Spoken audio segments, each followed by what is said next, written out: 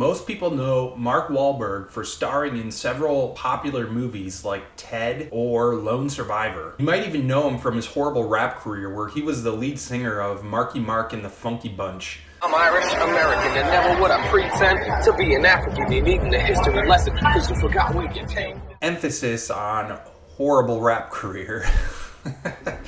What you might not know is he has a very troubled past and was actually charged with attempted murder when he was younger. After digging into this story a little bit, it is truly horrifying and leads me to question who Mark Wahlberg really is. Mark Wahlberg was born on June 5th, 1971 in Boston, Massachusetts. He was the youngest of 9 children.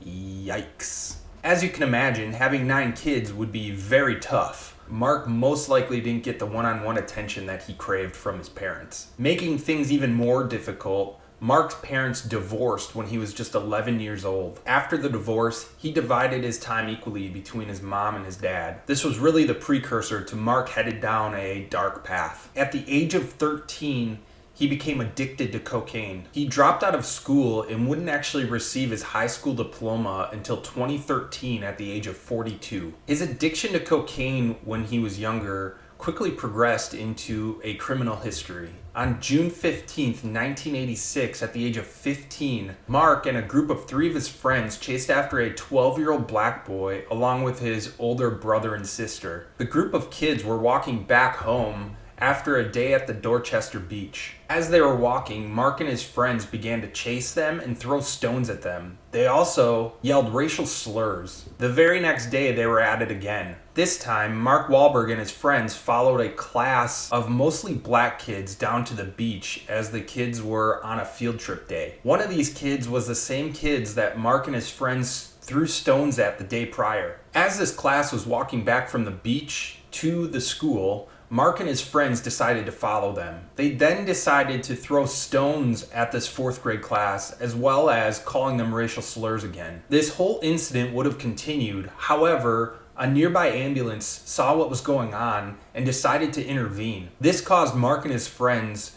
to ride their bikes in the opposite direction as quick as they could to get out of there. A police report was filed after both attacks, and Mark and his group were quickly rounded up and charged with some crimes. They were all charged with a civil rights violation. The Civil Rights Act basically said that any minority had the right to walk in public and do things in public without the fear of being retaliated on or harassed or beaten up, essentially. And this is what they charged Mark with. This civil rights violation didn't really do anything, though.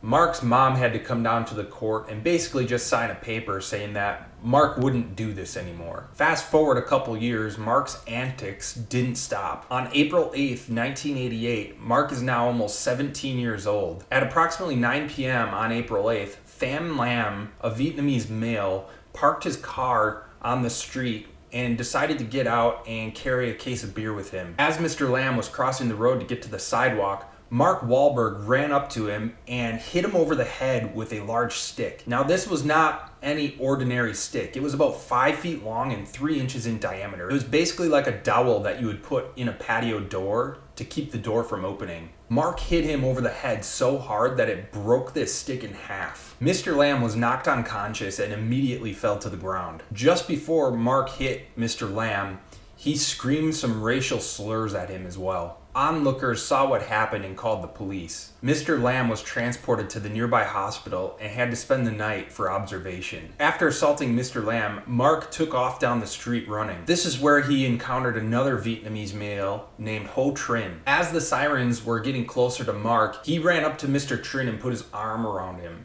He then said, "Police are coming, let me hide." Mr. Trin, being the good person that he was, didn't think anything of it. The police cruiser actually passed Mr. Trin and Mark. After Mark realized he was in the clear, he pushed Mr. Trin a little bit, yelled some racial slurs, then punched him in the face. This caused Mr. Trin to fall to the ground. Police finally caught up to Mark shortly after the second assault. They handcuffed him, put him in the back of the cruiser, and drove him over to where he assaulted Mr. Lam with the stick. They were going to let Mr. Lam identify him, but Mark, knowing what was happening, confessed to the whole thing. Mark's confession consisted of him yelling, You don't have to let him identify me. That's the MFer's head who I split open. After Mark was read his Miranda rights, he continued to make several racist comments towards the people that he had just assaulted. Mark was then charged with attempted murder for hitting Mr. Lamb over the head with a stick and felony assault for punching Mr. Trin in the face. Mark pled guilty to both counts and received a reduced sentence of felony assault for both incidences. He was sentenced to 2 years in prison, but got out after 45 days. After Mark was released from jail, he was back at it again. In August of 1992,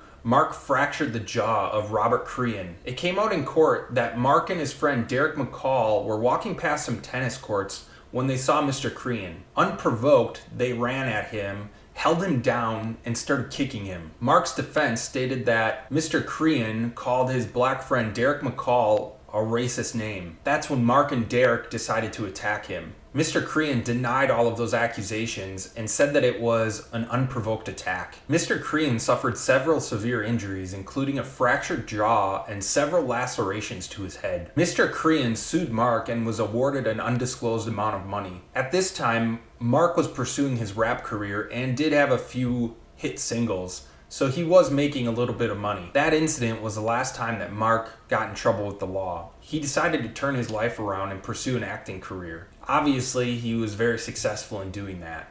In 2006, after being questioned about his past, Mark came out and said the right thing to do was to make contact with Mr. Trin and apologize for assaulting him that night. However, he didn't do it. He literally comes out and says, the right thing for me to do would be to call him and apologize. And then he didn't do the right thing. That is not until 2016 when it actually mattered to him. In 2016, Mark actually requested a pardon for all of his past crimes. This, rightfully so, ignited a huge debate on the internet. Everyone was pretty pissed at Mark for wanting to get pardoned for all of this. After doing a little digging, it came out that the pardon he was requesting might actually be to advance his career a little bit and make more money. Being a convicted felon, he wasn't able to get a liquor license. He did make contact with Mr. Trin and apologized. Mr. Trin, being the good person that he was, came out and made a public statement saying that yes, Mark Wahlberg did apologize to me and I forgive him for what he did. However, even after being forgiven by Mr. Trin, the pardon request still didn't sit right with some of his other victims. Echoed by Kristen Atwood, who asked that her face not be shown on camera. Atwood says she was 9 years old when Wahlberg and a group of his friends attacked her class during a field trip in what was a very segregated Boston. It was a hate crime, and that's exactly what should be on his record forever. And for him to want to erase it, I just think is wrong. In the end, Mark actually rescinded his pardon request and lived to fight another day with it. You want the pardon because there seems to be some discrepancy there. Yeah, and of course everybody has an opinion, is entitled to it, whether I'm deserving of it or not. But, you know, from the day I woke up in prison, realized the mistakes that I had made and the pain that I had caused people, I committed to turning my life around, which was not an easy thing to do. Because, A, I still had to go to prison, so not being in the gang anymore left me alone. And then, you know, I was basically a follower instead of a leader, and I needed to change my ways. And going back into the community and still living in that neighborhood and having to go to the train station every day and pass those guys was a tough thing to do. Since then, Mark does do a lot of philanthropy. He has created the Mark Wahlberg Youth Foundation, which helps underprivileged kids gain resources to become successful in life. He does donate his time and money now to a ton of other charities throughout the U.S. He also has come out and said that he is very fortunate that he did not actually catch that attempted murder charge and that it was reduced because his life would have been ruined. That is the lesser known story of Mark Wahlberg. Bye, everybody.